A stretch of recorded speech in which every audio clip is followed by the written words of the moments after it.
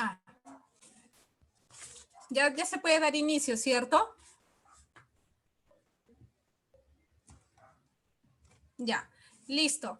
Entonces, buenas tardes con todos ustedes. Quien les habla es la obstetra María Fiorella López.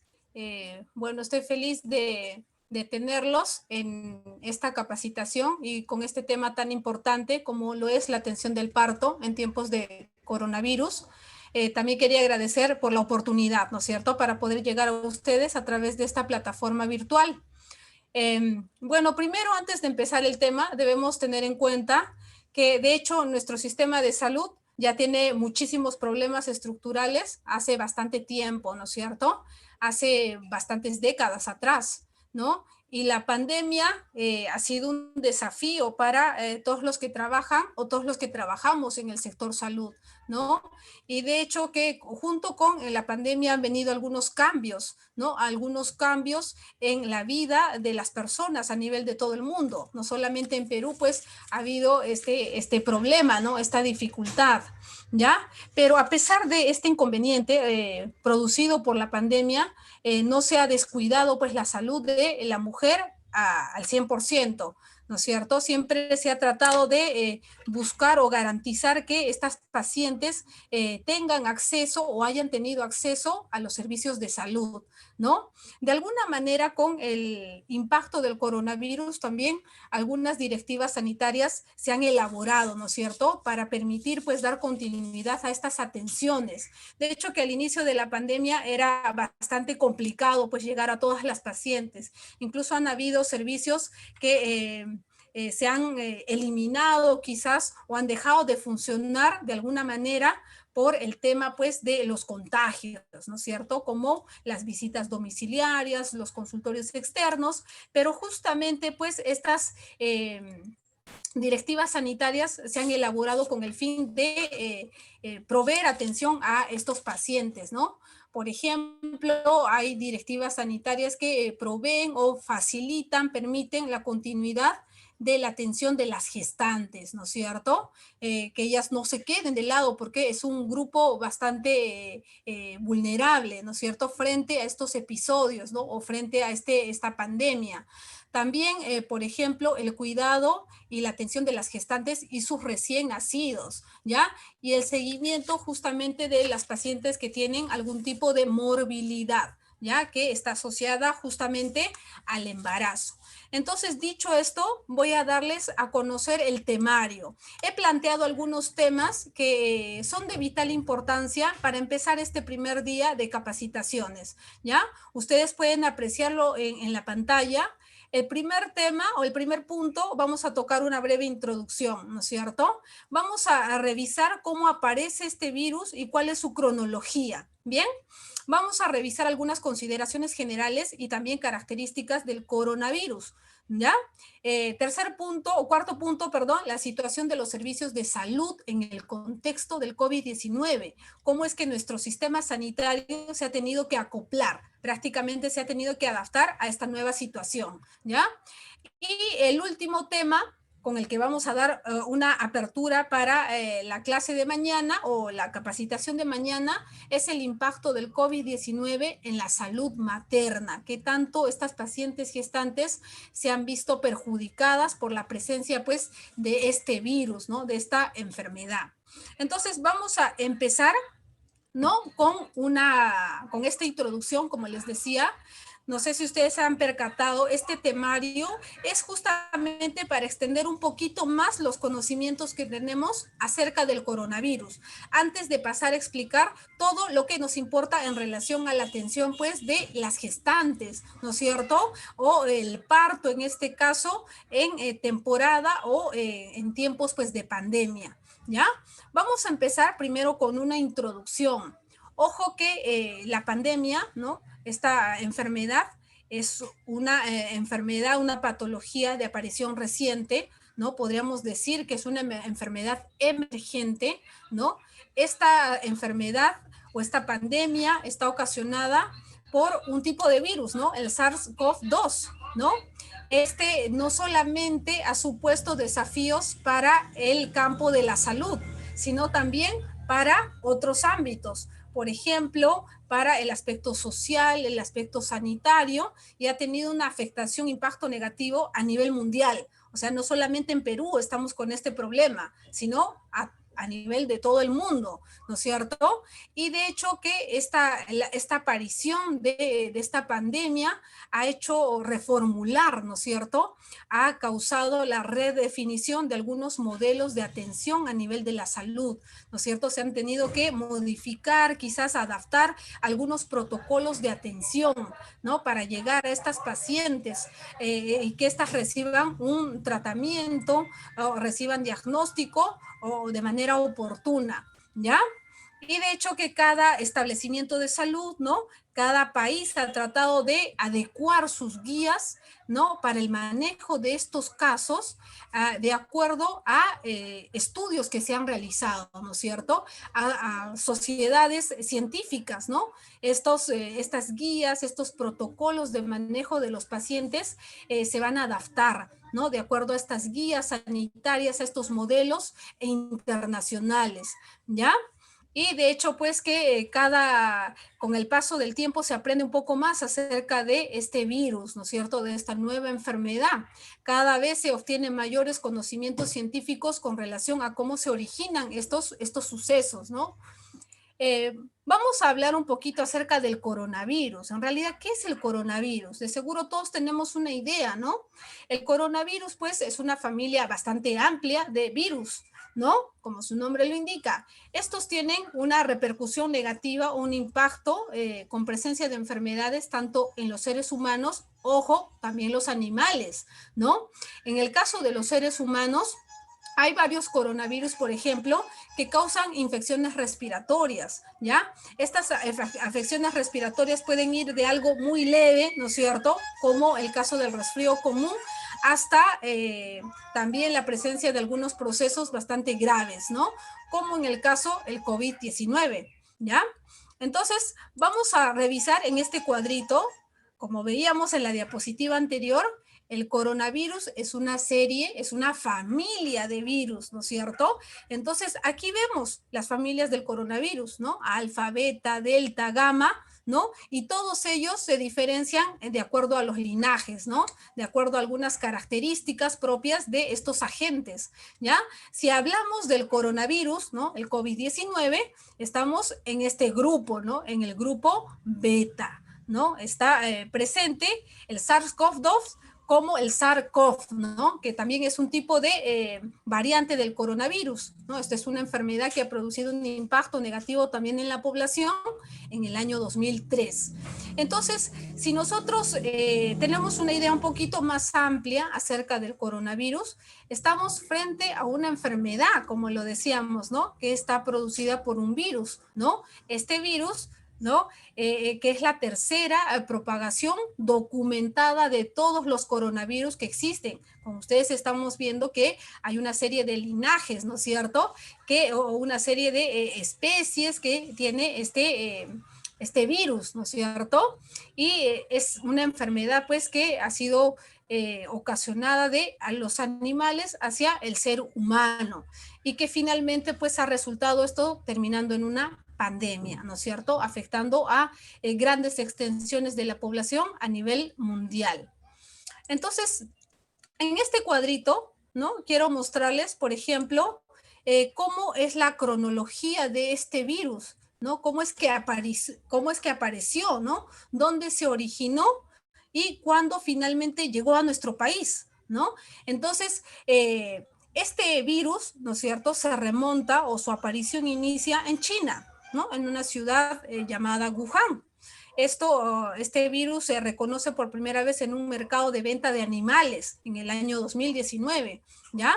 Entonces, a partir de ahí, pues esta enfermedad se fue extendiendo progresivamente y ya conocemos en la actualidad su historia, ¿no? El 30 de enero, por ejemplo, del año pasado, ¿no? La Organización Mundial de la Salud activa sus alarmas, ¿no? Porque detecta que estos casos se expandían con mayor rapidez a lo largo de la población. Entonces, ellos declararon el COVID-19 como una emergencia de la salud pública, solamente de preocupación internacional. Para ellos en ese tiempo solamente era una emergencia sanitaria, que de seguro con algunas medidas se podía controlar, pero vimos que no sucedió ello. Entonces, el 11 de marzo de el año pasado, ¿no es cierto?, el coronavirus fue declarada una pandemia, porque se extendió a varios continentes, ¿no es cierto? Varios territorios, varias naciones ya estaban siendo afectadas pues por este nuevo virus, por esta enfermedad emergente. Y en nuestro país, pues el primer caso se detecta el 6 de marzo, ¿no es cierto?, procedente o identificado en un paciente pues de sexo masculino de 25 años, ¿no? Este paciente que fue el caso cero en nuestro país fue un piloto, ¿no? Un piloto de una conocida aerolínea, que de seguro ustedes también ya lo deben saber, ¿no es cierto? Y pues que estuvo visitando ciudades europeas y probablemente allí contrajo este virus. Entonces el calendario ahí nos dice, ¿no? Está marcado con un circulito. El 6 de marzo fue un día clave para nuestro país, que fue cuando se detectó pues por primera vez este caso, ¿no? Sigamos revisando, ¿no? También debemos tener en cuenta algunas consideraciones generales, ¿no? Para nosotros seguir comprendiendo de manera más clara algunos rasgos propios de esta pandemia, ¿ya? Entonces, aquí he considerado un cuadrito, ¿no? Para que se pueda entender de mejor manera, ¿no? Aquí hemos puesto el coronavirus para poder volver a recordarlo, ¿no es cierto? El coronavirus, pues, si hablamos de ¿no? El COVID-19 es la enfermedad que se causa, ¿no es cierto? Y es causada por un virus, el virus del tipo SARS-CoV-2, ¿ya? Ese es el nombre del virus que causa finalmente el COVID-19, ¿ya? Y ha sido identificado por primera vez en el año 2019, es decir, cuando todavía en el Perú todo era tranquilidad, ¿no es cierto? En China ya había aparecido pues esta epidemia, comenzó como una epidemia y después se hizo una pandemia, ¿no? Afectando a mayor cantidad de población. De hecho que también vimos en las primeras láminas, en las primeras diapositivas, cuando hablamos del coronavirus, pertenece a una familia de virus, ¿no es cierto? Pertenece a una familia. Y dentro de esa está pues el SARS, ¿no? Este virus que causa pues la enfermedad, el síndrome respiratorio agudo severo, ¿no es cierto? Que se surgió en el 2002, ¿no? Y el MERS, ¿no? El síndrome respiratorio del Medio Oriente. Son enfermedades que también han sido ocasionadas por tipos de coronavirus, ¿no? Y que han sido enfermedades que se han desarrollado primero en animales y por el contacto o la exposición con el ser humano ha habido esa transmisión, ¿no? Cuando hablamos del coronavirus tiene un comienzo, ¿no? Esta enfermedad tiene un comienzo y también pues tiene un final, ¿no? En el caso de los pacientes de manera general, de las personas de manera general, ¿no? Los casos leves de esta enfermedad suelen durar aproximadamente 2 semanas, ¿no? Todo este tiempo se origina la sintomatología, ¿no? Y si el paciente es diagnosticado, recibe tratamiento oportuno, puede salir, ¿no? Puede resolver esta enfermedad. Pero también, por ejemplo, hay casos graves, ¿no? En los casos graves, pues, la enfermedad suele durar mucho más tiempo, ¿no? Esta, por ejemplo, puede tardar en resolverse entre 3 a 6 semanas. De hecho, que va a depender también de las características del paciente, ¿no? De su edad, de su sexo, la presencia de algunas comorbilidades. Entonces, juegan muchos factores para el desarrollo, el inicio y el término de esta enfermedad, ¿no es cierto? Entre paréntesis he puesto, estos son situaciones en pacientes general, no así en embarazadas. Ojo, no hay evidencia científica, por ejemplo, que nos diga cuál es la duración del coronavirus en el cuerpo de una gestante, ¿no? Si ella se va a comportar, por ejemplo, como un caso leve o quizás en algún momento como un caso grave, ¿no? Depende netamente pues de cómo su sistema, ¿no? Sus componentes orgánicos bueno, intervienen, ¿no? En la presencia, pues, de esta enfermedad, ¿no? Cómo protegen a esta paciente, ¿no? Entonces, sigamos viendo las láminas. Ahí está. Parte de las consideraciones generales que he podido incluir, ¿no es cierto?, está la transmisión de esta enfermedad. Y de seguro todos tenemos ya una idea, una noción de cómo es que se origina esta patología, ¿no es cierto? Lo primero que sabemos es que se propaga pues de persona a persona a través del contacto directo, ¿no es cierto? A través del contacto directo con sus fluidos, ¿no? En este caso, pues, las secreciones procedentes de la boca y la nariz, ¿no es cierto? Por medio de la tos, del estornudo, ¿no? O también por el hecho de estar en contacto con superficies contaminadas y después llevarnos esas manos a los ojos y la boca. Entonces, esa es una de las vías de transmisión de manera importante, pues, de esta enfermedad, ¿no es cierto? La otra vía dice que nos considera este texto, este autor donde he podido extraer la información, es que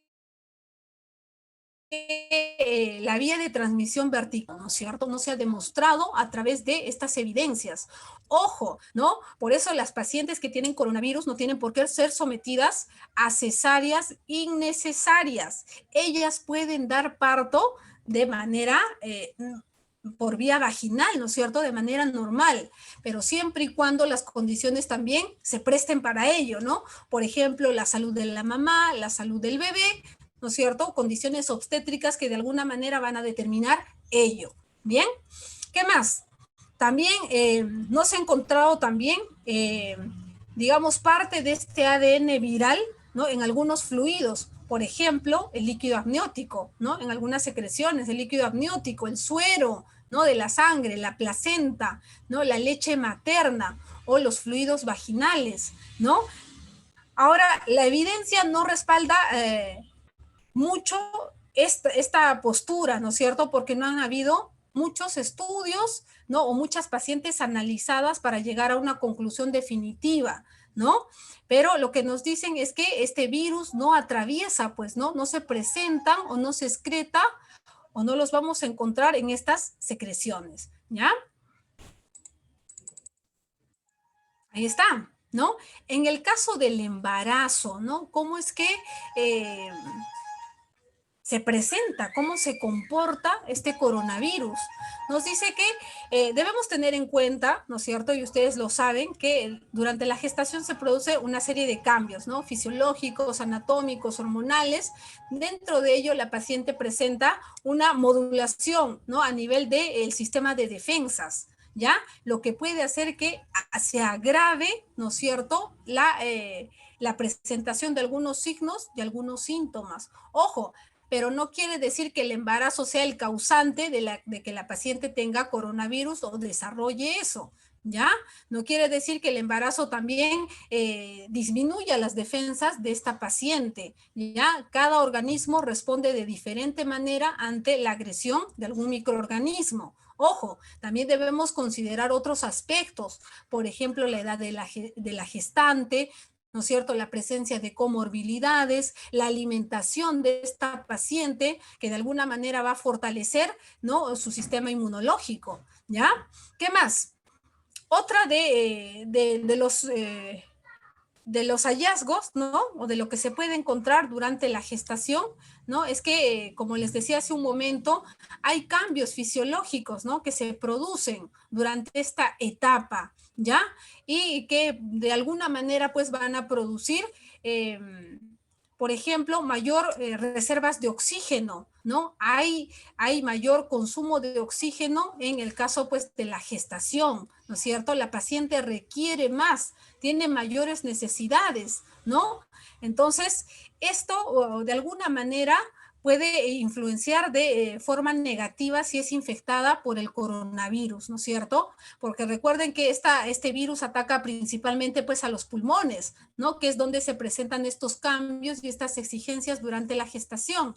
Entonces, el resultado, por ejemplo, de una paciente que tiene esta patología es, por ejemplo, tener un embarazo prematuro, ¿no es cierto? Antes de tiempo, ¿ya? La restricción del crecimiento intrauterino, ¿ya? Un bebé pequeño, con talla pequeña quizás, y la mortalidad pues perinatal, ¿no? Entonces, ojo que estos cambios de alguna manera también ayudan a incrementar un poquito el riesgo de presentar mayores complicaciones, ¿ya?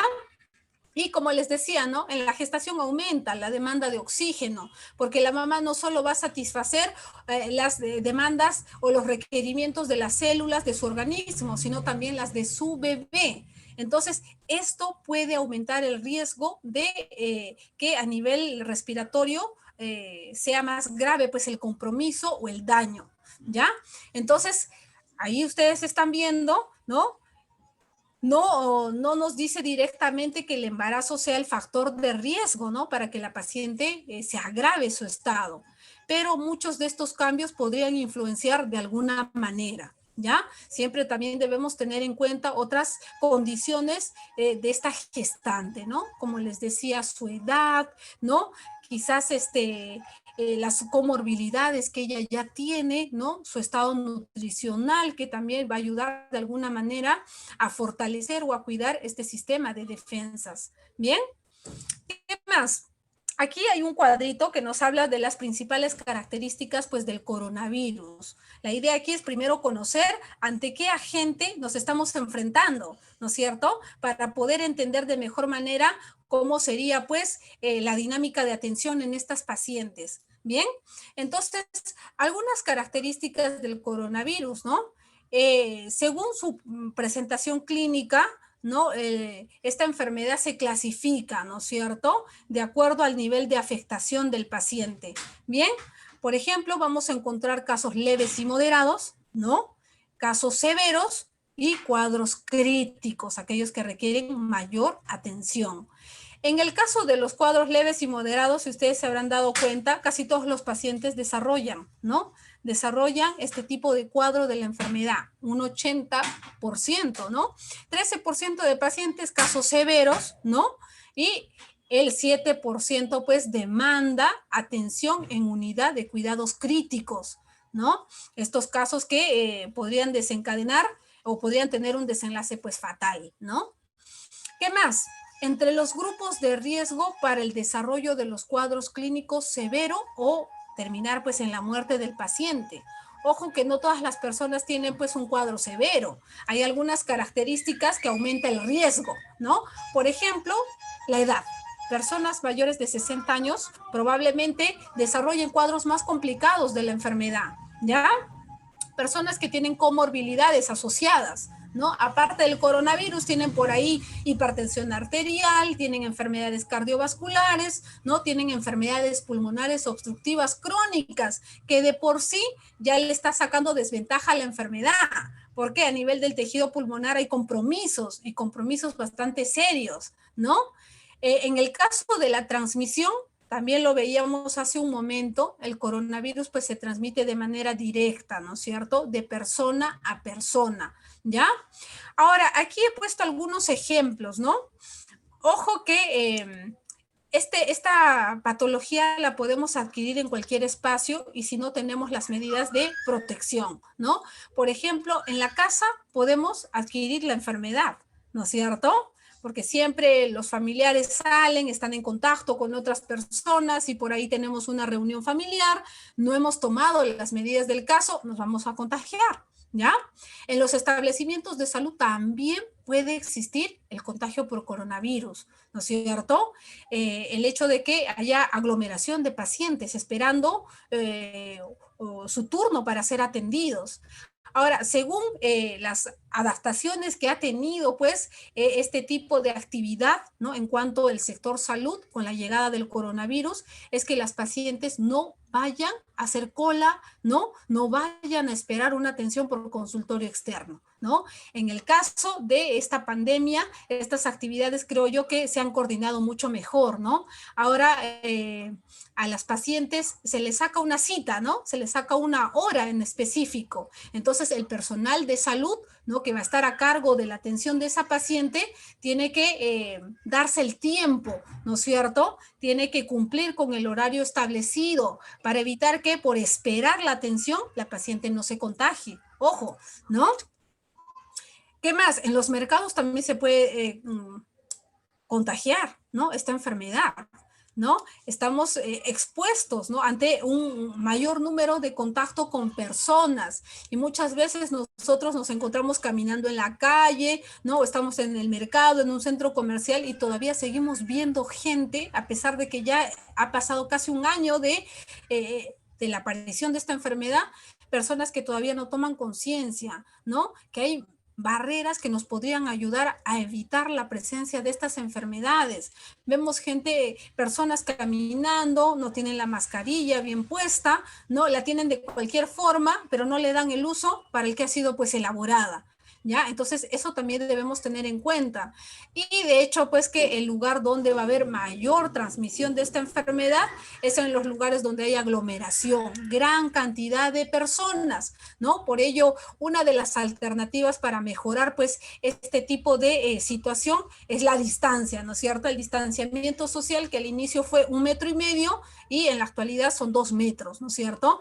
Entonces, este solo hecho, ¿no? De cumplir, de seguir estas medidas de prevención que justamente también han sido establecidas por nuestro gobierno, ¿no es cierto? Si se cumplieran a cabalidad, de alguna manera también se evitarían pues muchos casos de transmisiones, ¿ya? Seguimos viendo, ¿no? El coronavirus tiene un periodo de incubación. No es que yo me contagio hoy día y mañana ya estoy enferma, haciendo fiebre, tos, ¿no? Entonces, este periodo de incubación se refiere pues al tiempo, ¿no? Al tiempo que todavía transcurre entre los primeros signos y síntomas, ¿no? Ese es el tiempo, ¿no? En que el virus ingresa a nuestro organismo y se presentan las primeras manifestaciones clínicas, ¿ya? En este periodo de incubación hay reportes de algunos datos, ¿no? Por ejemplo, lo ideal, ¿no? Nos dice que la presencia de signos y síntomas se presenten entre el segundo y 14 días después del contagio, ¿no es cierto? Pero algunas personas, por ejemplo, desarrollan algunos signos, algunos síntomas de la enfermedad, incluso después del cuarto o séptimo día de exposición al virus. Entonces, es independiente el tiempo, ¿no? En que aparecen los signos y síntomas. También dependen muchos factores para su aparición, ¿ya? ¿Qué más?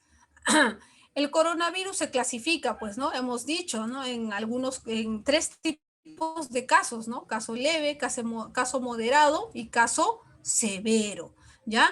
En el caso leve, por ejemplo, se tiene que, para clasificar a un paciente en este grupo, se debe tener en cuenta la presencia de 2 o más de los síntomas que vamos a conocer, ¿no? En este cuadrito.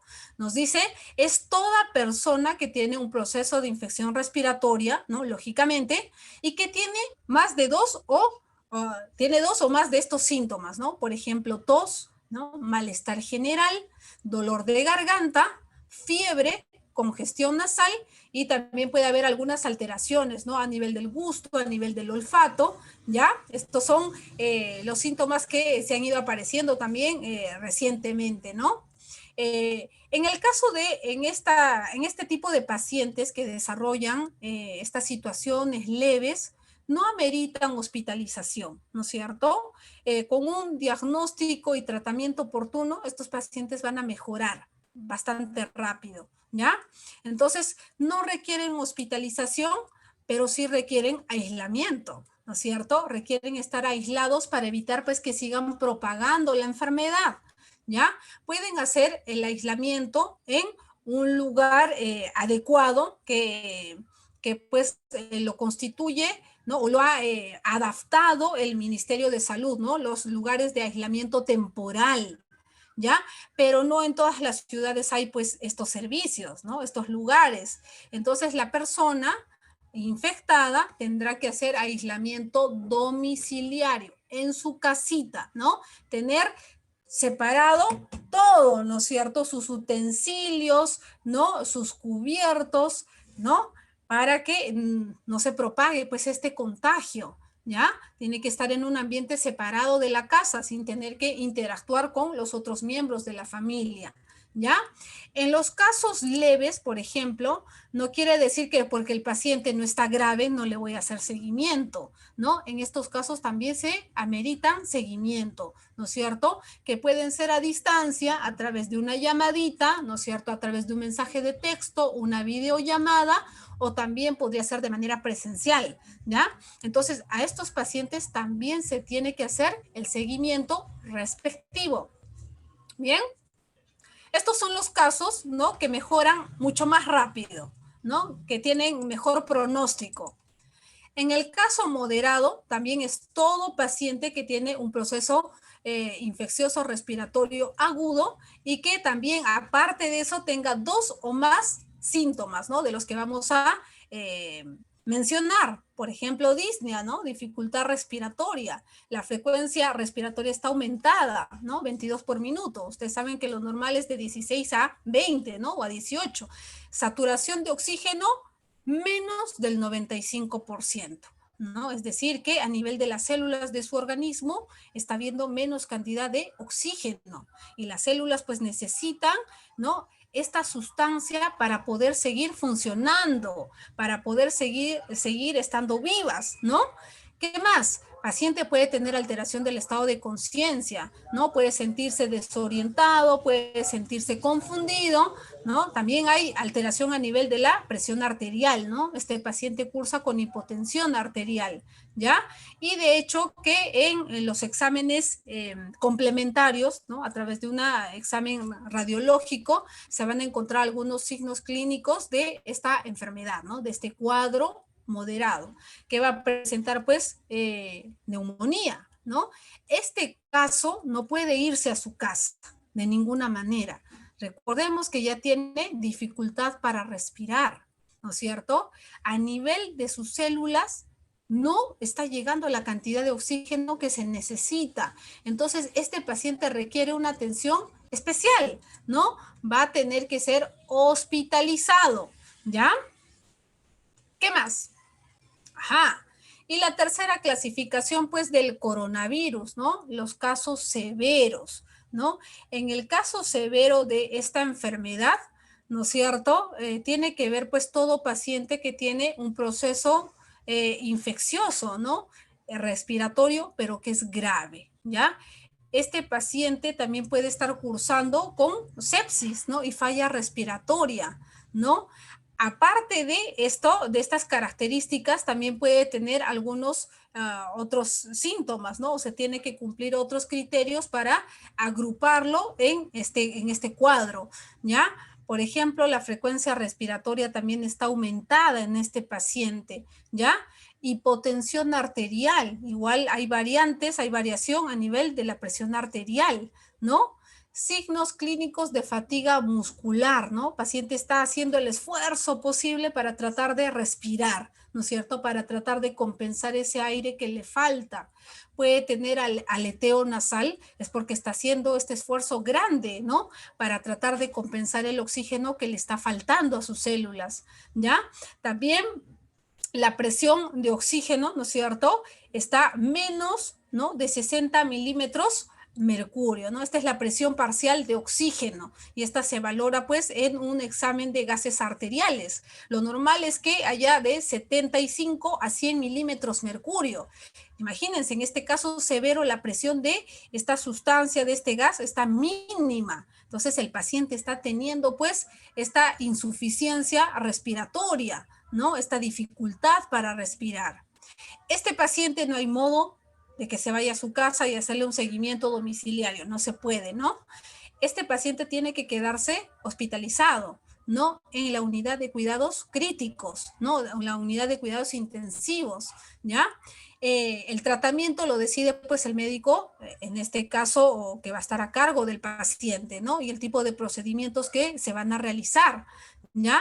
El alta del paciente pues va a depender de su evolución. Muchos pacientes logran vencer, ¿no es cierto? Incluso estando o cursando con estos cuadros severos, pero hay pacientes que no superan esta enfermedad, ¿no? Porque son casos bastante graves, ¿ya? Y bueno, luego del alta, el paciente igual tiene que regresarse a aislamiento domiciliario, por lo menos unos 14 días más. Ojo, ¿no? No todo termina con su recuperación en un ambiente hospitalario. Una vez que él se va a su casa, igual tiene que guardar aislamiento, ¿no? Porque todavía puede contagiar la enfermedad, ¿no? Hay evidencias que nos dicen, ¿no? Paciente que ha salido de coronavirus, por lo menos 2 meses después, todavía puede contagiar. Entonces, se debe tener cuidado, ¿no es cierto? Y recordemos que también ha estado con un cuadro severo. Su sistema de defensas está totalmente debilitado y tiene la capacidad de este paciente de volver a reinfectarse. Entonces, mucho cuidado con estos pacientes que están saliendo de alta, ¿no?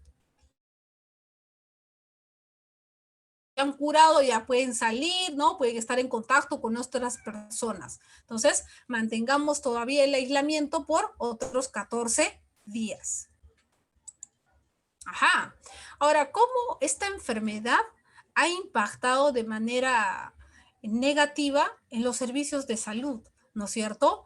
¿Cómo es que los servicios se han tenido que adaptar, ¿no? A esta nueva enfermedad, ¿no? Como les decía al inicio, es una enfermedad emergente, ¿no? De aparición reciente, ¿no? Si nosotros retrocedemos el tiempo, hace 2 años, 3 años, nadie se esperó que nos venía esta pandemia, ¿no? Pero también, aparte de ese impacto que ha generado esta pandemia en los servicios de salud, también estos se han tenido que adaptar, ¿no es cierto? Han tenido que acomodarse a esta nueva enfermedad, ¿no? Para poder siempre cubrir o cumplir con las atenciones de los pacientes. Bien, entonces veamos primero los impactos, ¿no? de este coronavirus sobre el sistema de salud. En el caso nuestro, que tenemos que ver con la atención en salud materna, la atención en salud sexual y reproductiva, nos hemos podido dar cuenta que esta pandemia ha tenido un impacto negativo en algunos servicios, específicamente en los de planificación familiar y atención prenatal, ¿no? Por el tema de la pandemia, muchos de estos se vieron cerrados, ¿no es cierto? Muchos de ellos dejaron de funcionar para evitar justamente la aglomeración de las pacientes y que la enfermedad siga diseminándose, ¿no? Entre estos pacientes que iban a buscar atenciones, ¿ya? Otro, también el impacto negativo que tuvo pues el coronavirus, ¿no? Sobre los sistemas de salud, es que se suspendieron las visitas domiciliarias. Muchos de los colegas no van a las casas de los pacientes a hacer seguimiento, ¿no? Ahora el seguimiento es a través de el contacto, el seguimiento virtual, ¿no? Utilizando las herramientas tecnológicas, el celular, ¿no? A través de una llamada, a través de una videollamada, ¿no es cierto? Utilizando otras formas de llegar al paciente, ¿no? ¿Qué más? Otro impacto, ¿no? La suspensión de las actividades de consulta externa, eso ya lo hemos visto, específicamente planificación familiar, atención prenatal, ¿no? Muchas pacientes de seguro en este tiempo de pandemia han concebido bebés que quizás no son planificados. ¿Por qué? No, porque no había método anticonceptivo, no había forma de acceder, ¿no es cierto?, a estos insumos, ¿ya? ¿Qué más? También pues han habido situaciones de quizás del término de estos embarazos no deseados, ¿no es cierto? Entonces, ha habido impacto negativo, sobre todo en la planificación familiar y la atención prenatal. Muchas pacientes que han iniciado el embarazo y no han tenido posibilidad de acudir a estas atenciones, ¿no? Sobre todo para identificar los posibles factores de riesgo, ¿no? Que han podido poner en peligro en algún momento su gestación, no solo la gestación, sino el parto y también el puerperio, ¿no? ¿Qué más? Otro impacto negativo del coronavirus para nuestro sistema ha sido la disminución de recursos humanos. Por lo menos el 30% se fue a su casa, ¿no? Por la edad, porque presentaba algunas comorbilidades o porque presentaba alguna enfermedad. Entonces, el sistema de salud, ¿no? Aparte que se vio colapsado en algún momento por la cantidad de pacientes, ¿no? También se vio frágil por la disminución de estos recursos que finalmente son los que proporcionan las atenciones, ¿ya? ¿Qué más? Ajá, atención del coronavirus, ¿no? En los servicios de salud. Estas son las adaptaciones que se han ido dando, ¿no? Con la llegada de esta pandemia, ¿ya? Todos los establecimientos de salud, ¿no? Han tenido que implementar, han tenido que adaptarse, acomodar áreas, ¿no? Administrativas y también asistenciales, diferenciadas exclusivamente para dar atención a estos casos, a casos de coronavirus, ¿no es cierto? ¿Y con qué finalidad han tenido que separar, han tenido que aislar a los pacientes sanos de los pacientes con esta enfermedad para evitar pues el riesgo de que se propague, ¿no? Para evitar el riesgo de que se siga diseminando esta enfermedad, no solamente a los usuarios, sino también a los trabajadores de la salud, ¿no es cierto? También otra manera de adaptación es la implementación de algunas estrategias para evitar rotación, ¿no es cierto?, del personal que trabaja en lugares COVID y en lugares no COVID, ¿no? Es decir, hoy día yo trabajo en el área no COVID y mañana me voy al área COVID. Va a haber un riesgo de contagio, ¿se dan cuenta? Entonces, otra de las adaptaciones ha sido, pues, diferenciar, ¿no? Al personal de salud, ¿no? Aquel que trabaja en un área de exposición alta, la zona COVID, y aquel que trabaja en una zona de exposición baja, ¿no? Que van a tener o que no van a estar en contacto directo con pacientes enfermos. ¿Bien? ¿Qué más? También ha habido adecuación de los ambientes para la atención del parto. Ojo, ¿no es cierto? Para la atención del parto, del puerperio, sobre todo con aquellas pacientes con resultado positivo para esta enfermedad, ¿no? De hecho que muchos de los establecimientos han adaptado sus espacios con recursos propios, ¿no es cierto? Porque no ha habido un presupuesto por parte del ministerio para poder armar, desarrollar pues estas zonas específicas para atender a estas pacientes, ¿no? Pero la idea aquí es evitar pues el riesgo de exposición a las pacientes que están sanas, ¿no? Y sobre todo también al contagio de sus bebés, ¿no? De sus recién nacidos. Entonces, esas son algunas de las adaptaciones que se han ido dando, ¿no es cierto?, en los servicios de salud. Seguimos viendo, ¿no? Los servicios de salud se han dividido también de acuerdo a las atenciones, ¿no? Recordemos que nuestro sistema está dividido en niveles, ¿no? Niveles de atención básica y los de alta complejidad, ¿no? Los de alta capacidad resolutiva. Entonces, en el nivel 1, por ejemplo, ¿no? La atención y seguimiento de casos leves, esa es su función, ¿no? Un paciente con caso leve tiene un mejor pronóstico, ¿no es cierto? Y el tratamiento es mucho más manejable, ¿ya? Y bueno, otra de sus funciones es que deriven aquellos casos que corresponden una atención más especializada, ¿no? Estamos hablando de los casos moderados y severos que requieren otro tipo de intervención, ¿ya? También en el nivel 1 se realiza pues la comunicación de todos los casos que se encuentran al área de epidemiología. Finalmente, pues el área de epidemiología es que se encarga de reportar, ¿no es cierto?, de hacer el conteo de todos estos casos de personas enfermas, ¿no es cierto? Son los que se van a encargar, pues, de hacer el conteo de todas estas personas que son afectadas, pues, por la enfermedad. Ahora, recordemos que en nuestro país tenemos 47 enfermedades de notificación obligatoria, ¿no es cierto?, que están a cargo del manejo de este equipo de epidemiología. Dentro de esas también pues está el coronavirus, porque es altamente infecciosa y también tiene muchas altas tasas de mortalidad. Entonces, una de las funciones del primer nivel, ¿no?, es comunicar a los responsables del área de epidemiología para hacer seguimiento pues a esas poblaciones donde va afectando, ¿no?, o va, digamos, cobrando mayor extensión la transmisión o el contagio de esta enfermedad, ¿no? Y también parte de, digamos, el trabajo, las funciones que se realizan en el primer nivel de atención es el registro de los casos en un sistema, ¿no?, en un sistema integrado. Este sistema es una plataforma virtual donde quedan registrados, ¿no es cierto?, todos los casos, todos los usuarios o los pacientes que han sido diagnosticados con esta enfermedad para hacer un seguimiento, ¿no?, de estos pacientes.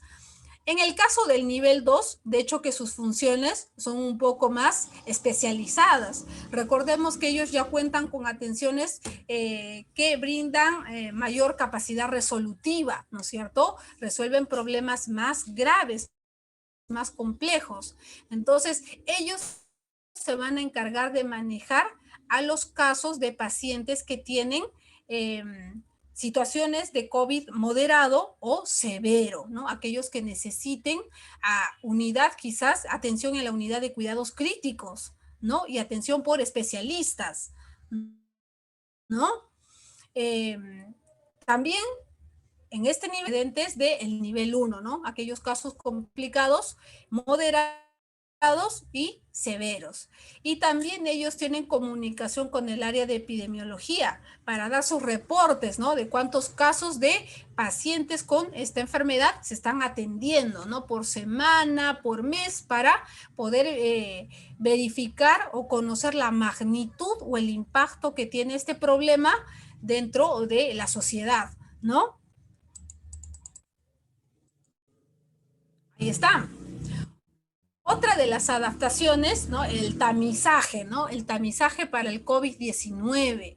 Ojo que este tamizaje, ¿no?, inicialmente se dio con la prueba rápida, ¿no es cierto?, en personas asintomáticas y personas que tenían pues mayor riesgo de exposición. En este caso, el trabajador de salud, ¿no? ¿Y cuándo se daba este tamizaje o la prueba rápida? Había tres situaciones, ¿no?, en las cuales estas pruebas eran de carácter pues obligatorio prácticamente, ¿no? Uno, por ejemplo, cuando se había tenido contacto directo con el paciente a través de una atención, ¿no? Y este personal o este trabajador de la salud probablemente no había hecho el uso adecuado de su equipo de protección personal. Ojo, que también nos puede pasar eso, ¿no? Por la premura de poder atender rápido al paciente o resolver un problema, a veces se nos va, ¿no es cierto?, el hecho de protegernos. Entonces, este personal de salud que se encuentra en mayor riesgo de desarrollar la enfermedad, ¿no es cierto?, se le debe realizar una prueba rápida dentro de las primeras 24 horas de exposición al virus, ¿no es cierto?, o de haber estado en contacto con un paciente, digamos, con diagnóstico positivo, ¿ya? Se le hace su prueba rápida y se le envía a su casita, ¿no es cierto?, a hacer un aislamiento para evitar que de alguna manera, si es que es reactivo, se propague la enfermedad, ¿ya? Y bueno, si el resultado es no reactivo, ¿no es cierto?, se repite en una semana esta prueba, ¿ya?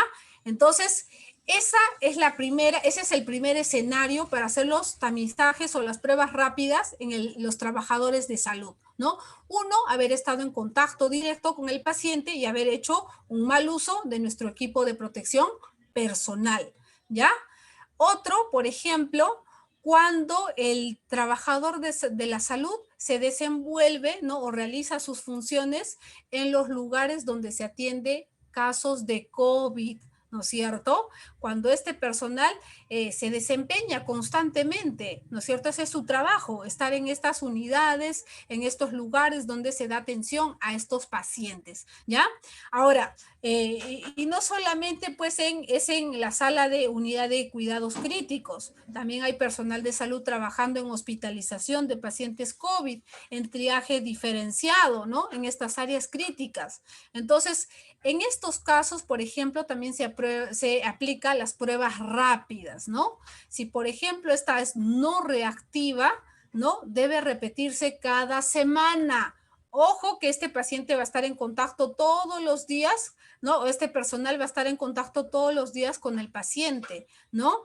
Y se debe aplicar estas pruebas rápidas durante el tiempo que este trabajador o este personal de salud se desenvuelva en estas áreas. ¿Qué nos dice la norma? Que prácticamente todas las semanas se le debería hacer un tamizaje, ¿no? Una prueba para descartar posible infección por coronavirus. En la actualidad se practica, ustedes ya lo determinan, ¿no? Si en sus establecimientos se está cumpliendo la norma o no, ¿ya? ¿Qué más? Contactos directos confirmados del COVID-19 en espacios cerrados, ¿no es cierto? Si por ahí o ve el trabajador de la salud ha tenido contacto con algún familiar, ¿no es cierto? En su domicilio, quizás se ha trasladado a otro lugar, a otro ambiente, ¿no es cierto? A una institución, no sé, a un albergue, ¿no? Donde había la presencia de estos casos, ¿no? Y ha podido ser, digamos, se ha podido contagiar pues con este virus. Entonces, también se debe hacer una prueba rápida, ¿no? Para poder descartar la presencia de esta enfermedad. Entonces, se dan cuenta, antes no había esto, ¿no? Solamente con la llegada de la pandemia se ha tenido más cuidado en hacer estas pruebas al personal de salud, sobre todo en tiempos de coronavirus, cuando esta enfermedad es mucho más contagiosa, ¿no es cierto? Se disemina mucho más rápido. Entonces, volvemos a recordar, miren, son 3 escenarios, ¿no es cierto? Uno, cuando el paciente ha tenido contacto directo, ¿no? Cuando el personal de salud ha tenido contacto directo con ese paciente, ¿no? Y no ha utilizado de manera correcta su equipo de protección personal, ¿no es cierto? Se tiene que hacer la prueba dentro de las primeras 24 horas de la exposición ya a este virus. Bien, y si el resultado pues es no reactivo, porque estas pruebas rápidas solamente tienen 2 resultados, reactivo o no reactivo, más no cuantifican pues la cantidad de carga viral, ¿no? Como la prueba molecular, por ejemplo, ¿ya? Entonces, se tiene que volver a repetir después de una semana. Ahora también debemos ponernos a pensar que este virus tiene un periodo de incubación, ¿no es cierto? Puede ser que el paciente haya estado en contacto, el personal de salud haya estado en contacto con un paciente, pero quizás no sale esta prueba reactiva la primera semana. Quizás sale reactivo la segunda semana, ¿no es cierto? Hay un tiempo, hay un periodo desde que este virus ingresa al organismo y se empiezan a aparecer los primeros signos y síntomas. ¿Listo? El segundo escenario, ¿no? Es cuando el personal de salud, por sus funciones, pues se desenvuelve en estas áreas, ¿no? En estas áreas de cuidado crítico y que tiene, pues, pacientes con esta enfermedad. ¿No? Están los servicios, esta hospitalización, está el triaje diferenciado, están las unidades de cuidados críticos, ¿no? Las unidades de cuidados intensivas, ¿no? Entonces, este personal de salud debería, por norma, realizarse un despistaje, una prueba rápida cada semana, ¿no? Hasta que concluya su trabajo en este lugar de alto riesgo. Y el tercer escenario es cuando el personal de salud tuvo contacto, ¿no es cierto?, con alguna persona directamente y que tiene pues el resultado positivo para coronavirus, ¿no es cierto? Entonces, a él también, antes de regresar a cumplir sus funciones, su trabajo, se le debe realizar un tamizaje o una prueba rápida. ¿Bien?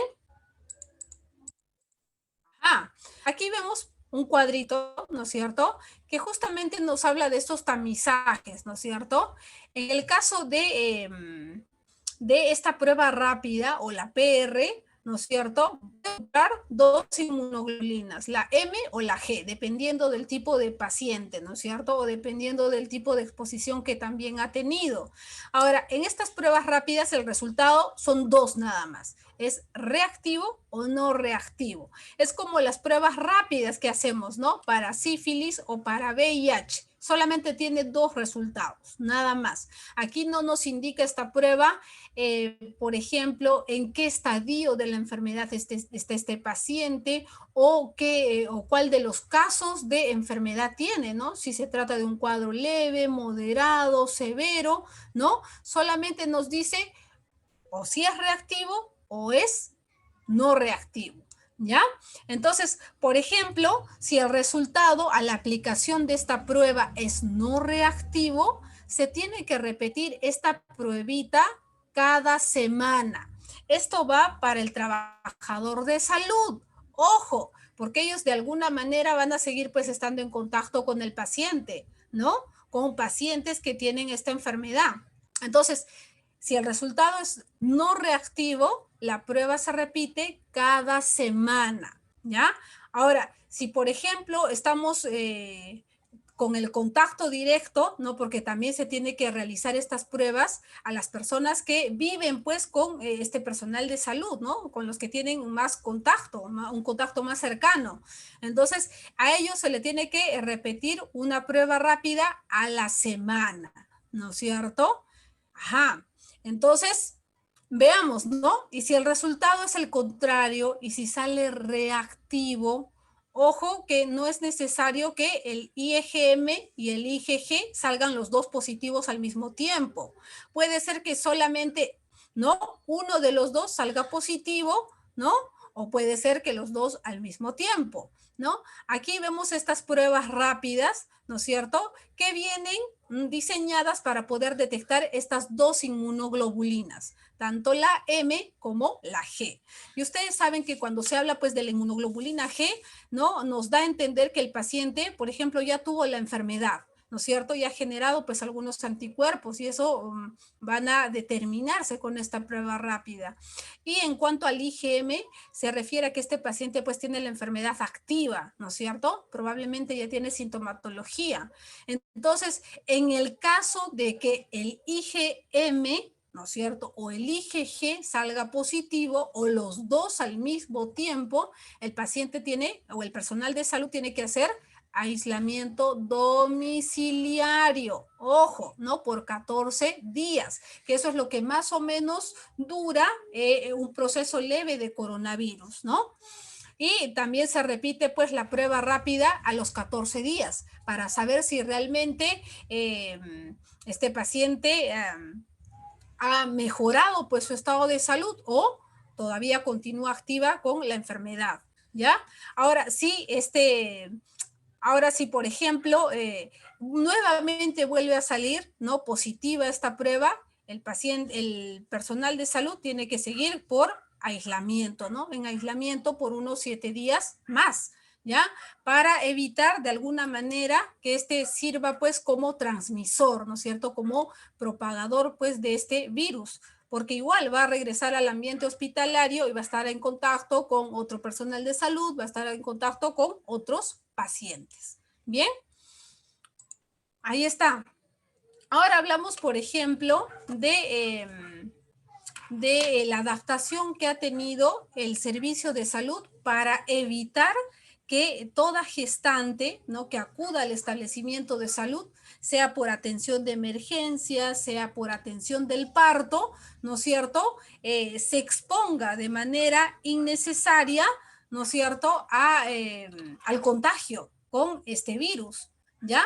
Entonces, en esta adaptación, por ejemplo, toda paciente que ingrese al establecimiento de salud, como les decía hace un momento, sea por emergencia, ¿no es cierto? O sea por quizás trabajo de parto o alguna intercurrencia que tenga que ver con la propia gestación, ¿no es cierto? O quizás esta paciente acude porque presenta alguna infección respiratoria, ¿no es cierto? Presenta alguna sintomatología. Entonces, a esta paciente se le tiene que considerar como sospechosa, ¿no? Hasta que el resultado de la prueba rápida nos demuestre lo contrario.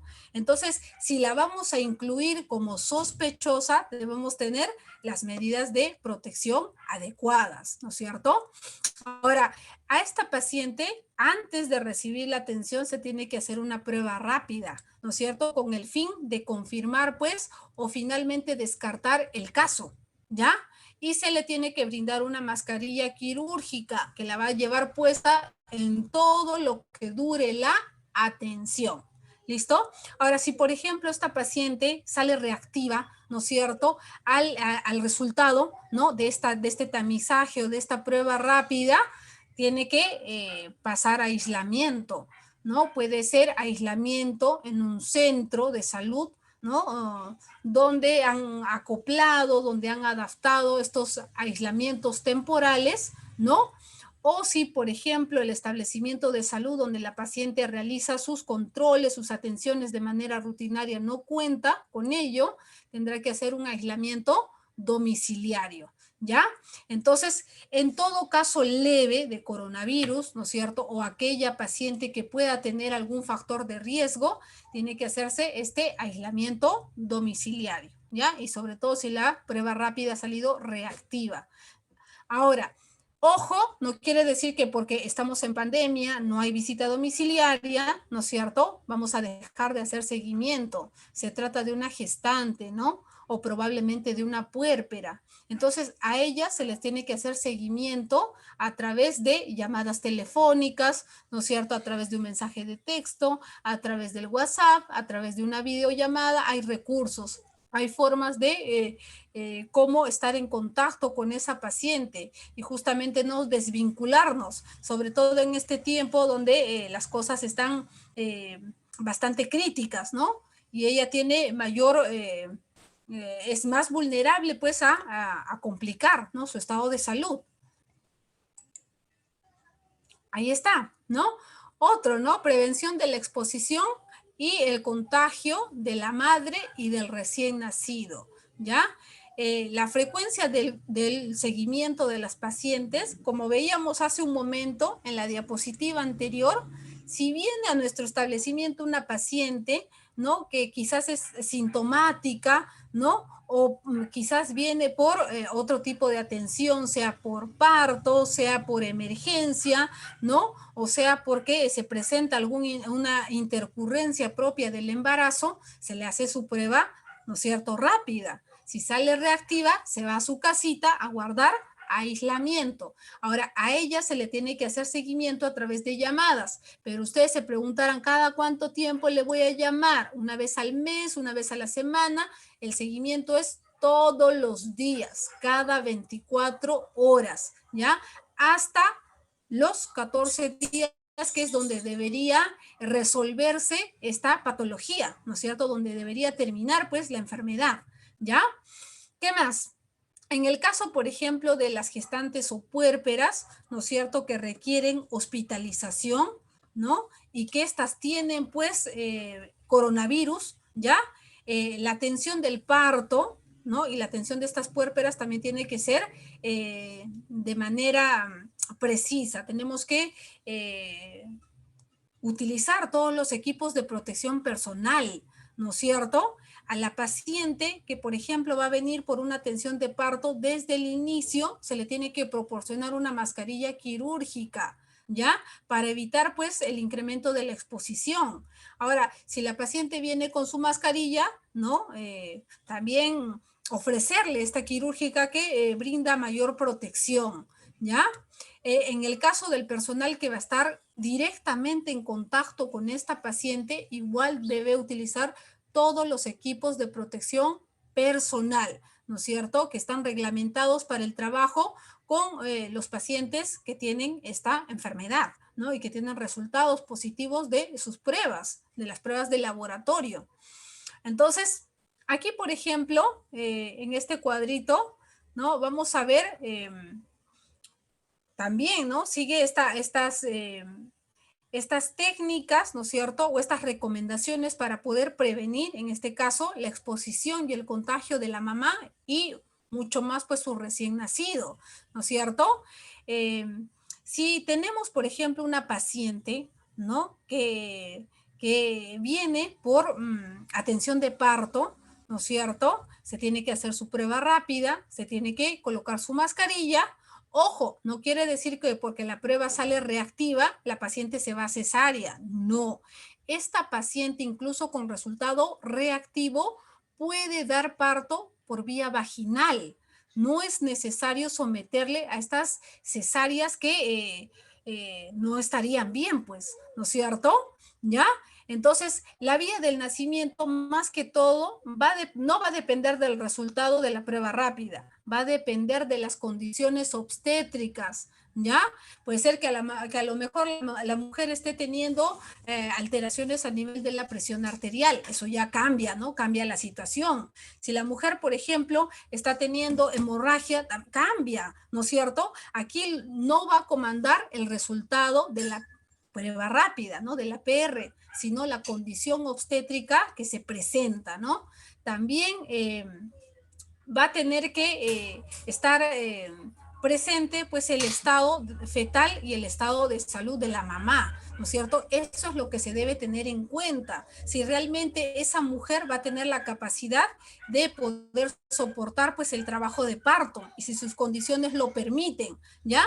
Para ello, para la atención del parto, pues se debe tener en cuenta 3 puntos que aquí ustedes lo están pudiendo observar, ¿no? A través de estas figuras. Dice, el primero, ¿no? El primer requisito que se necesita para la atención del parto es que la paciente pues porte su mascarilla y tiene que portar su mascarilla en todo momento para evitar que se genere contagios, ¿no es cierto? Para evitar que se genere propagación pues de este virus, ¿ya? Y el personal de salud que va a estar en contacto directo con la paciente tiene que utilizar su equipo de protección personal adecuado, ¿ya? De acá a un momento vamos a ver, según una resolución ministerial, ¿no? Se ha establecido qué tipo de indumentaria va a utilizar el personal de salud, porque el que trabaja directamente con la paciente, por ejemplo, en la atención del parto, no va a utilizar el mismo EPP que una obstetra, ¿no? O que un personal de salud que trabaja en consultorio, ¿no es cierto? Son situaciones totalmente distintas, ¿no? Y el riesgo de contagio es mucho más cuando se trabaja directamente con la persona. Bien, ¿qué más? También se debe contar con el personal de salud mínimo necesario. Antes los partos pues incluían o podrían alojar a varias personas, ¿no es cierto? El esposo podía alojar a profesionales de la salud, ¿no? Ahora se tiene que contar con los necesarios. La obstetra que atenderá el parto, el personal de enfermería que dará la atención inmediata al recién nacido y puede estar el personal técnico en enfermería que va a ayudar en la asistencia, ¿no? De algunos instrumentos que se necesitan para la atención del parto, ¿ya? O el equipo que se necesita para la atención del parto. Puede estar también el neonatólogo, ¿no? Si se trata de un embarazo complicado. En este caso estamos frente al coronavirus y tiene que haber, ¿no? Tiene que estar el neonatólogo para poder dar atención a cualquier situación de emergencia que se pueda desarrollar, que se pueda presentar. Bien. ¿Qué más? Entonces, ahora ya no es adecuado, pues, tener que ingresar al papá, al familiar, ¿no es cierto?, a la sala de partos. Aquí lo que se quiere es tratar de evitar de todas las formas posibles que haya contagios, ¿ya? ¿Qué más? El personal de salud no debe atender a pacientes de manera simultánea. Esta paciente está con dilatación 8 y la otra está con dilatación 6. A las dos las voy a atender al mismo tiempo. No. Así vamos a, digamos, llevar, ¿no? Trasladar el virus de un lado a otro. Y los contagios de seguro que van a crecer mucho más de manera exponencial. Entonces, ¿no? Procuremos que haya personal suficiente, ¿no? Adecuado, disponible para atender a la cantidad de pacientes que tenemos, ¿ya? La idea nuevamente es evitar pues que este virus se siga diseminando, que sigamos generando más contagios, ¿bien? Entonces, aquí hay un cuadrito que me ha parecido muy interesante para poder compartírselos, y esta es la resolución ministerial 139 que salió el año pasado, ¿no? A cargo del MINSA, donde nos daba a entender que la indumentaria o los equipos de protección personal van a depender, ¿no? O se van a adaptar según el nivel de exposición de cada persona, ¿no es cierto? Por ejemplo, ¿no? El paciente, aquí está, ¿no? El cuadro dice usuario y el equipo protector, ¿qué es lo que va a utilizar esa persona? Por ejemplo, el paciente sintomático respiratorio, ¿no? Y el acompañante, ellos deberían utilizar una mascarilla quirúrgica simple, ¿no? Ajá. El personal administrativo y vigilancia no tienen tanto contacto pues con los pacientes. Su uniforme del trabajo y la mascarilla quirúrgica descartable, ¿ya? El personal de salud que trabaja en áreas de atención a pacientes con coronavirus, aquí ya cambia la figura, ¿no? Aquí ya no solo va a bastar pues la mascarilla quirúrgica descartable, ¿no es cierto? Va a tener que utilizarse otros equipos, ¿no? Que van a componer la protección del personal. Ahí está. Va a tener que utilizar un gorro quirúrgico descartable, ¿no es cierto? Una mascarilla quirúrgica también descartable, ¿no? Lentes protectores con ventosa. Este sí no es descartable, ¿no es cierto? Este se vuelve a reutilizar. Mandilón descartable. Todos los equipos de protección personal son para el día, ¿no? O para el tipo de actividad que se realizan. Después estos se desechan, no los lavamos y los volvemos a utilizar. Eso no se puede hacer, ¿no? Y los guantes de látex descartable, que son pieza clave pues para la atención de estos casos, ¿no? El personal de salud en áreas COVID, donde se generan aerosoles, ¿no? Es decir, estas sustancias pues, que van a infectarnos o van a ser los que trasladan pues, el virus de un lugar a otro, respirador N95, ¿no? Este es el tipo de mascarilla que tiene mayor efectividad, ¿no es cierto? Gorro quirúrgico descartable, igual, ¿no es cierto? Lentes protectores con ventosa, estos también no son descartables, estos sí se vuelven a reutilizar, ¿no? Previa una desinfección. Mandilón descartable, también, para realizar un procedimiento en particular, ¿no? Y si este se contamina, se ensucia, se tendrá que descartar, ¿no? Guantes de látex descartable para realizar todos los procedimientos, ¿no? En el caso del mameluco hay una controversia. El mameluco es un equipo, ¿no es cierto?, que implica quizás un poco más de dificultad para hacer su aseo y más dificultad para retirárnoslo, ¿no? Entonces el mameluco nos cubre pues de la parte superior hasta abajo. Imaginemos retirar, ¿no es cierto? Y es un equipo que ya está contaminado, probablemente. Entonces, en este mameluco hay controversia, ¿no? El utilizarlo o no. Pero se ve pues que en los ambientes hospitalarios sí se utiliza, ¿no? Pero se debería tener las medidas del caso, ¿no es cierto? O el cuidado necesario para poder retirárselo y evitar pues que se propague pues este virus, ¿no? Entonces, se dan cuenta, el equipo de protección personal va a depender del nivel de exposición con el que está trabajando este personal, ¿no? Y de hecho, como les comentaba en el ejemplo, ¿no? Un personal, ¿no? Un profesional que trabaja quizás en la unidad de cuidados críticos, intensivos, directamente con el paciente, ¿no? No va a utilizar la misma indumentaria que alguien que está trabajando en la parte administrativa, ¿no es cierto? O alguien que está trabajando quizás en el consultorio, ¿no es cierto? Entonces, aquí los escenarios son diferentes y el tipo de protección que tiene la persona también se adecúa, ¿no es cierto? A estas exigencias, a estas necesidades. Ustedes dirán, pero todo esto nos facilita. Al inicio de la pandemia había problemas, ¿no es cierto? Porque no habían todos estos equipos para proteger a todo el personal, incluso carecíamos de todos estos insumos, ¿no? Pero con el paso del tiempo se ha ido mejorando pues la distribución, ¿no? De todos estos equipos para la protección del personal, pues que está directamente en contacto con los pacientes, ¿no? Entonces, a tenerlo en cuenta.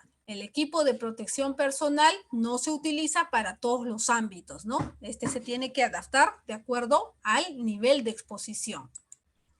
Ajá. El impacto del coronavirus en la salud materna, ¿no? Esta enfermedad, de hecho, sí ha tenido repercusiones muy grandes, ¿no? Como veíamos al inicio de la exposición, eh, a causa de esta enfermedad se han cerrado muchos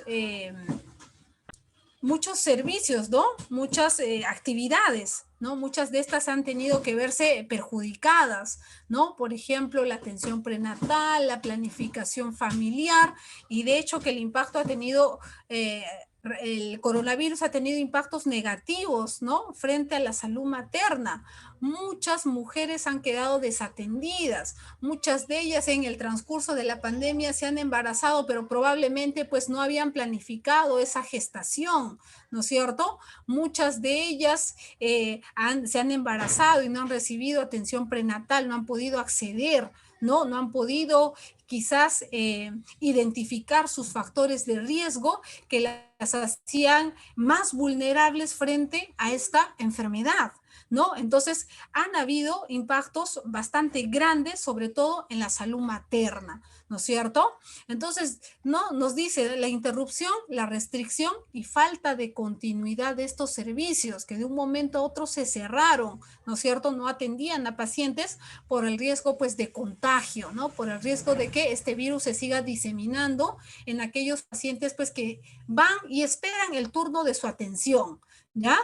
Y de hecho que todo esto ha conllevado a tener pues impactos negativos, secuelas negativas, ¿no? Que no necesariamente se van a ver ahorita, en la actualidad, sino que probablemente estas se van a ver a mediano y largo plazo, ¿no es cierto? Y de alguna manera van a incrementar los costos sociales, los costos económicos, ¿no? Los costos en salud, porque seguramente hay un porcentaje de la población que ya se embarazó, ¿no es cierto? Y van a requerir pues atención. Y si tienen CIS, ajá, va a generar un costo económico para el Estado, ¿no es cierto?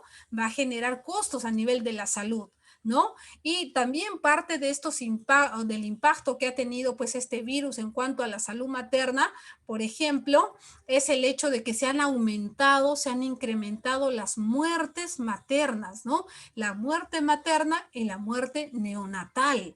Entonces, se dan cuenta que no solamente ella se ha visto perjudicada a causa de esta pandemia, sino también su producto, ¿no es cierto? El recién nacido.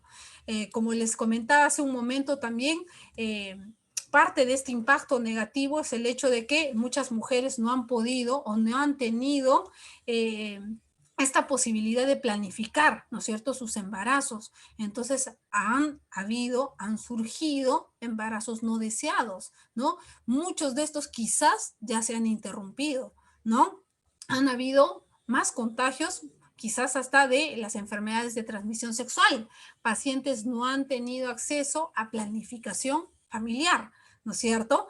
Probablemente también los pacientes que han sido diagnosticados con VIH, ¿no es cierto?, SIDA, tampoco han recibido sus antirretrovirales o probablemente los hayan recibido fuera de tiempo, ¿no? Entonces, el coronavirus no solamente ha tenido un impacto negativo, ¿no?, con la parte económica, con la parte social, ¿no?, con los comercios. Finalmente, esas actividades se pueden, digamos, volver a funcionar, ¿no?, con mayor rapidez, pero la salud es algo que no se puede detener, ni aún frente a la pandemia, ¿no? Entonces, han habido situaciones, ¿no?, como las que les acabo de mencionar, que demuestran, ¿no? Demuestran lo duro, demuestran este impacto bastante negativo que tiene pues esta enfermedad sobre la salud sobre la salud materna, ¿no es cierto? Y de hecho que esta pandemia también ha generado que, digamos, se concentren todos los esfuerzos del sistema, ¿no?, de nuestro sistema de salud en la atención de estos pacientes, ¿no? Y se dejen de lado muchos tipos de atenciones que de seguro en algún momento van a reflejarse pues estos resultados bastante negativos, ¿no? Aquí les quiero compartir este cuadrito, ¿no es cierto?, que de seguramente ustedes lo han visto, ¿no? Y ha sido publicado en la página del colegio, ¿no? Dice, Perú, país con más gestantes con coronavirus en Latinoamérica. Imagínense, ¿no? No solamente somos campeones en educación, ¿no? Que nuestra educación está pues por debajo de, de, de los requerimientos internacionales, ¿no? No solamente en comprensión lectora ni en deportes estamos mal, sino también en salud, ¿no? Y miren ustedes, este es el reflejo quizás de el descuido, ¿no? O de la poca planificación o de por sí, pues los problemas estructurales que venía arrastrando nuestro sistema en cuanto pues a la atención de estas pacientes, ¿ya? Entonces, miren esta cifra, ¿no es cierto? Si no me equivoco, es de este año, miren, del 14 de marzo del 2021, no, perdón, del año pasado, ¿no es cierto? Del 2020. Entonces, imagínense cuántas pacientes, ¿no? Ahí hay un cuadrito que nos dice el número de gestantes que dieron positivo a coronavirus. El virus no es específico solo para los adultos mayores, para los adolescentes, no. Todos pueden ser población de riesgo, ¿no es cierto? Y mucho más las gestantes porque tienen algunos cambios, ¿no es cierto? Cambios fisiológicos, cambios hormonales, adaptaciones en su sistema de defensas que aumenta, pues incrementa este riesgo.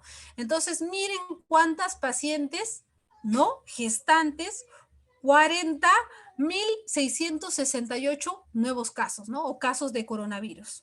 Solamente en población gestante. Estamos diferenciando los otros grupos etarios, que si sumamos deben ser muchísimos más, ¿no? Y gestantes fallecidas por coronavirus, ahí está, 76, ¿no? 76 pacientes.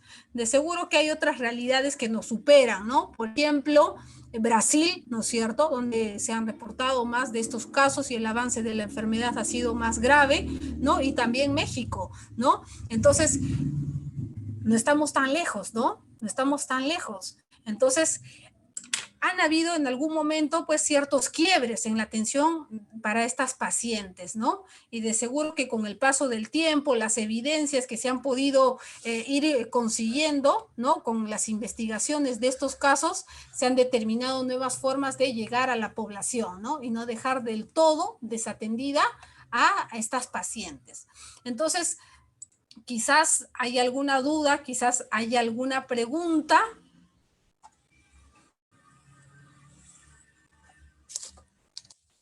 Quizás hay dudas, quizás hay preguntas en cuanto a esta parte, ¿no? Introductoria acerca del coronavirus, ¿no? Quería, primero, antes de saber cómo es que se atienden, ¿no? Cómo es que finalmente son estos flujogramas de atención a la hora, pues, del parto, ¿no? Y también en pacientes puérperas, queríamos, o quería en esta parte, ¿no? De la exposición, recordar, ¿no? Quizás aquellos aspectos que sí sabemos, pero no está de más, ¿no? Siempre mencionarlos, cómo es que se transmite, ¿no? Este virus, ¿no? Dónde ha surgido, ¿no es cierto? Cuándo se generó el primer caso en nuestro país, ¿no? Los tipos de cuadros clínicos que maneja, pues, esta enfermedad, ¿no? Y también, pues, cómo se ha ido amoldando nuestro sistema de salud, de acuerdo a estas necesidades, de acuerdo a estas exigencias, ¿no es cierto? De acuerdo a todos estos cambios que se han podido suscitar, ¿no? Con el inicio, con la llegada de esta pandemia. Por ahí me parece que tengo. Buenas tardes. Ajá. Buenas tardes. Buenas tardes. Una Sí. consulta. ¿A partir de cuántas semanas es que se puede medicar a una gestante? ¿Se puede o no? En el caso de la evidencia no nos dice exactamente, ¿no? Pero hay datos, hay investigaciones que nos dicen que se puede ya medicar a la paciente en el tercer trimestre de la gestación, ¿no es cierto? Recordemos que el primero es de más vulnerabilidad, ¿no? Porque este bebé está en un proceso de desarrollo morfológico, ¿no? Y se puede generar con alguno de estos componentes que incluye el tratamiento para el coronavirus, alguna alteración, ¿no? En una de sus estructuras. Entonces, lo que nos indica la evidencia es que el tratamiento se debe instaurar en pacientes que tienen gestaciones un poco más avanzadas, ¿no es cierto? Cuando el riesgo a exposición de este bebé es ya un poco menor. Disculpe una última consulta. En el caso, digamos, una paciente, ahorita en el caso tengo un familiar que está gestando, le han dicho que tiene hematomas, pero está ya como que hace 2 meses atrás tuvo el COVID, pero ya se recuperó, pero tiene hematomas y le han dicho que puede ser posiblemente que le dé una placenta previa. ¿Será posible? ¿Hematomas a nivel de dónde? Del útero me dijo que está en donde está la formación. Ya, miren, en el caso del coronavirus debemos tener en cuenta que quizás al inicio hemos pensado que solamente ataca a los pulmones. No, este virus tiene la propiedad de afectar otras estructuras, ¿no es cierto? Puede afectar a nivel de los riñones, puede afectar a nivel de los vasos sanguíneos, ¿no? Y de alguna manera, pues, interfiere, ¿no? En la coagulación de la sangre, ¿no? Interfiere de alguna manera, pues, en el funcionamiento de estas estructuras que son de vital importancia para la nutrición de los tejidos y los órganos, ¿no? Quizás no hay evidencia, ¿no es cierto?, de que todo se determina pues con evidencia, ¿no? Con estos últimos datos que nos aporta la ciencia, ¿no? Probablemente, ¿no? Este coronavirus haya tenido alguna afectación a nivel de los vasos sanguíneos y probablemente esa sea la repercusión, ¿no es cierto? El problema o este hematoma quizás a nivel de la placenta, pero ojo que también tiene mucho que ver otros factores de riesgo. A lo mejor tu familiar es hipertensa, ¿no es cierto? A lo mejor en su gestación anterior, ¿no? Ha tenido este cuadro, ¿no? Que se llama, pues, desprendimiento prematuro de placenta, ¿no? O placenta previa, ¿no? Que son estos tipos de anormalidades que ocasionan, pues, hemorragias, ¿ya? En el caso del desprendimiento de la placenta, que es lo que ocasiona estos hematomas, ¿no es cierto? Esta sangrecita que se ha coagulado y se esconde detrás de la placenta, ¿no? Está relacionada quizás no directamente con el coronavirus, sino con otros factores de riesgo, que puede ser la edad, ¿no es cierto? Se dice que es más frecuente en mujeres añosas, ¿no? Mujeres que tienen gestaciones con más edad, mayor de 35 años, también está relacionado pues los antecedentes. A lo mejor en su anterior gestación también tenía pues placenta previa, ¿no? O desprendimiento, perdón, prematuro de placenta. O también está asociado el hecho de que tenga alteraciones a nivel de la presión arterial. Eso tendrías que preguntar, ¿cómo van sus controles o cómo van los valores de su presión arterial? Cuando y estas alteraciones a nivel de los vasos sanguíneos que justamente son los que nutren el útero, son los que nutren la placenta, ¿ya? Y también tiene mucho que ver, pues, algunos otros episodios que quizás no haya sido el caso, pero te los menciono. Pueden ser traumatismos, pueden ser caídas, pueden ser golpes directamente, pues, en el abdomen, ¿no es cierto? Que es lo que va a ayudar a desencadenar, pues, que la placenta de pronto se desprenda, ¿no? Se salga de su lugar, de donde está implantado, donde está insertado. Ajá. ¿Alguna otra pregunta?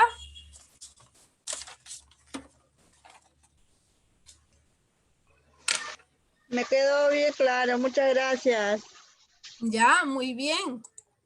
¿Alguna otra interrogante quizás?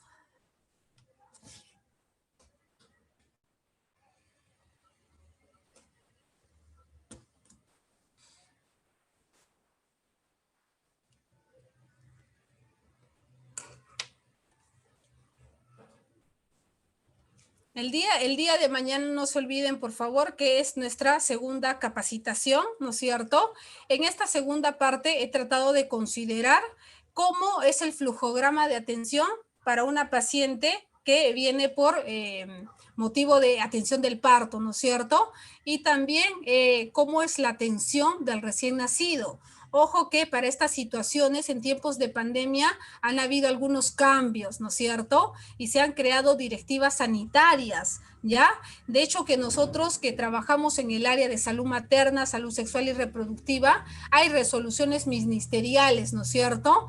Hay que nos orientan el trabajo, ¿no es cierto? Que nos indican cómo debemos trabajar si viene una paciente por consultorio, si viene una paciente por parto, ¿no? Si viene una paciente por quizás emergencia, ¿no? Por cualquier situación. En el caso del coronavirus, ¿no? Porque es una enfermedad nueva de aparición reciente, se han decretado o se han elaborado, se han emitido algunas disposiciones sanitarias, ¿ya? Ese nombre tiene, eso lo vamos a revisar también el día de mañana.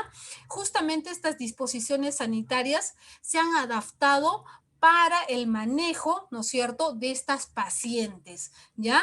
Se han adaptado en tres grupos, ¿no? Estas disposiciones se han creado para alojar o para dar atención a tres tipos de situaciones. Por ejemplo, ¿no? Una directiva sanitaria para dar continuidad a la atención de las gestantes. Recuerdan que en las primeras diapositivas veíamos que uno de los impactos negativos del coronavirus fue el hecho de que los consultorios se cierren, ¿no es cierto? De que ya no vaya más gente. ¿Por qué? Porque había ese riesgo o había ese incremento del contagio. Entonces, esta directiva sanitaria nos va a explicar, ¿no? Que de alguna manera es importante que se vuelvan a aperturar estos consultorios. Pero ojo, no quiere decir que la gente va a estar esperando afuerita, sentadito. No, el personal de salud, ¿no? En este caso la obstetra, que es la que proporciona las atenciones, tendrá que llamar al paciente, ¿no es cierto? Ah, señora, voy a tener libre, ¿no? Voy a terminar mi atención a las 10:30. Entonces, a esa hora tendrá que estar la persona que requiere la atención, ¿ya? Ahora, todo es coordinado, previa coordinación. Ya no estamos en los tiempos anteriores, donde los pacientes se amontonaban y nos esperaban, ¿no? Y habían grandes aglomeraciones. Ahora lo que se pretende con esta medida, ¿no es cierto? Con esta directiva sanitaria, que es darle continuidad a las atenciones de las gestantes, es también cuidar la integridad de ellas, ¿no es cierto? Haciendo que no asistan pues de manera masiva a los establecimientos de salud, sino previa coordinación. La otra directiva sanitaria, por ejemplo, está enfocada a la atención directamente de los gestantes, de las gestantes y los recién nacidos que puedan estar expuestos al coronavirus, ¿no es cierto? O también al tratamiento de esta paciente que ya tenga una prueba rápida positiva. Eso lo vamos a conocer también, ¿no? Cómo es el flujograma de atención desde que ella ingresa hasta que va a su casa, porque de seguro que también las pautas van a establecerse para cada tipo, pues, de situación en la que nos podamos encontrar, ¿ya? Y de hecho que para este tipo de situación o para darle explicación un poquito a esta directiva sanitaria, he tratado de considerar dos ejemplos bastante diferentes, ¿no? La forma de atención del Ministerio de Salud, que es el sector público, ¿no es cierto?, que ellos han emitido esta directiva sanitaria y su adaptación es un poquito distinta a la que se desarrolla en el e-salud, ¿no? En el e-salud han creado una normativa también para atender, para dar atención a estas pacientes, ¿no? Que probablemente ya están infectadas con el coronavirus, pero que necesitan dar parto, ¿no es cierto? Necesitan ser atendidas en alguna emergencia. Entonces, en el caso del e-salud, por ejemplo, está bien detallado, ¿no? Cómo es la atención de la paciente, ¿no? En el parto, ¿no es cierto? En el caso del parto, en las etapas, ¿no? En la dilatación, qué cosa se hace con la paciente, ¿no? Porque vamos a tener que estar en contacto con esa paciente, no la vamos a mandar a su casa y que venga en 10 de dilatación, eso es imposible, ¿no? Paciente se tendrá que quedar en área de observación, con su mascarilla, ¿no? Con algunos cuidados necesarios, ¿no? Y también, por ejemplo, nos habla, ¿no? Este manual, ¿no? De cómo es nuestra actuación en estas fases del trabajo de parto, en la dilatación, qué cosa tenemos que hacer, cómo debe estar la paciente, en el periodo expulsivo de la misma manera, ¿no? Y en el posparto, ¿no? Cuando la paciente va a la sala de alojamiento conjunto. Entonces, el eSalud también ha diseñado una manera bastante, digamos, adecuándose, pues, ¿no? A esta nueva situación, pero respetando, si ustedes se dan cuenta, los tiempos, ¿no? Que toma el trabajo de parto, ¿ya? Ahora, no sé si los que están presentes todos somos profesionales de la salud, probablemente hay otras personas, ¿no es cierto? Hay otros participantes que no tienen nada que ver con el tema de la salud. Entonces, cuando hablamos de la atención del parto, el parto tiene fases, tiene etapas, y en cada etapa hay una duración, ¿no es cierto? Y esa duración también depende del tipo de paciente con el que estemos. Por ejemplo, si es una paciente nulípara, que es la primera vez que va a dar un parto, y la paciente multípara, que es aquella que ya tiene hijos, ¿no es cierto? Ya tiene hijitos, pero que el tiempo de la atención del parto pudiera demorar, ¿no es cierto? ¿Ve? Muy bien, Tania, ¿no? Eres estudiante. Entonces, ¿no? El tiempo del trabajo de parto se diferencia entre estos tipos de usuarias, ¿no? Una paciente primípara va a tardar seguramente mucho más el trabajo de parto, y una paciente multípara, su organismo ya está adaptado, ya está preparado por los partos anteriores. Entonces, ella va a terminar mucho más rápido este proceso, pero los cuidados tienen que mantenerse en ambas pacientes. Entonces, eso les estoy preparando para el día de mañana, para que ustedes puedan conocer las diferencias, ¿no? Cómo es que el eSalud quizás un poquito se ha mejorado, ¿no? O se ha esforzado, por ejemplo, en tratar de generar, pues, ¿no? Este tipo de herramienta para guiar al personal que trabaja con estas pacientes. ¿Qué dices, Tania? ¿Les enviarán el link? Me imagino que sí, ¿no? Por el mismo medio les van a hacer llegar el link para que ustedes puedan participar, ¿ya? Y como les hablaba de las directivas sanitarias, la tercera que vamos a revisar el día de mañana es aquella directiva que está basada, por ejemplo, en el seguimiento de los pacientes o de las pacientes, en este caso gestantes, que tienen alguna comorbilidad, ¿no es cierto? Aquellas pacientes que tienen más vulnerabilidad a desarrollar esta patología, ¿no es cierto? Porque ya de por sí su enfermedad, su comorbilidad las hace más candidatas o las expone mucho más a este tipo de enfermedad, ¿ya? Entonces, eso es lo que vamos a ver el día de mañana. La idea de hoy día era que ustedes puedan recordar, ¿no es cierto? Aquí vemos un estudiante, Tania, recordar cómo es que se transmite, ¿no? Cómo es que se ha producido el coronavirus, ¿no es cierto?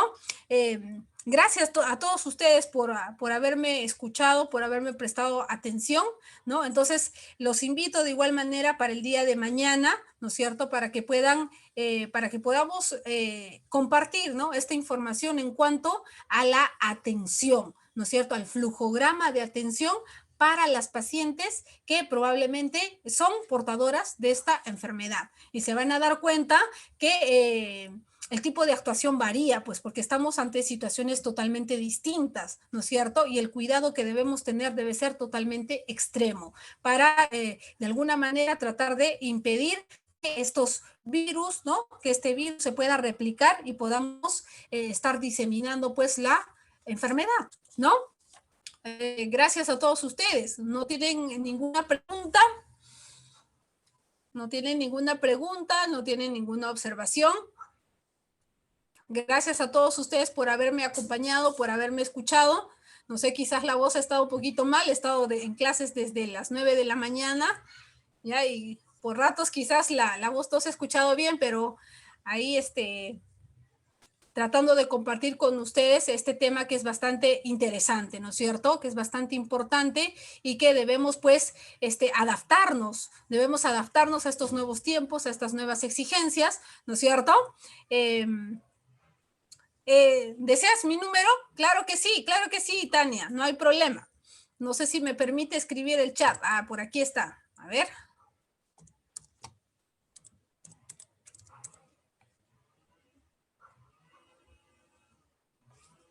A ver, ahí está mi número, si es que necesitas alguna consulta, ¿no? No necesitas despejar alguna duda, ahí está.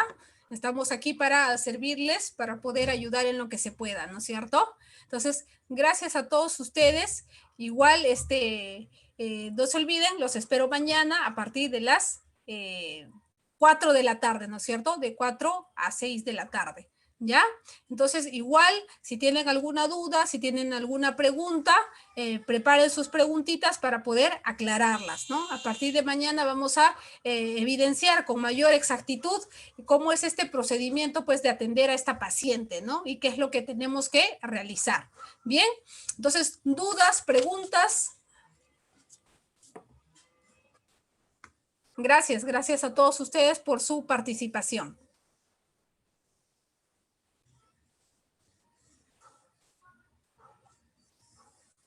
¿Alguna otra duda? ¿Alguna otra pregunta?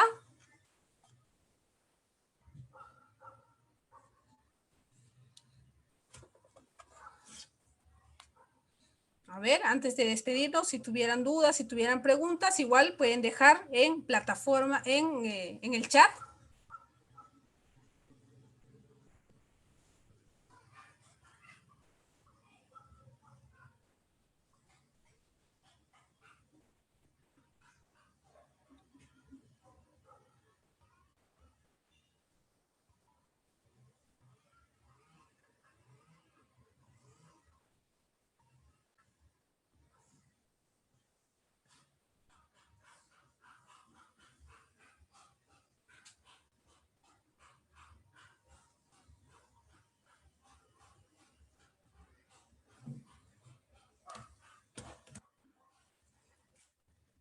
Todo está muy claro. Ojalá que sí todo haya quedado claro. Igual estoy aquí para resolver alguna duda, alguna inquietud por parte de ustedes.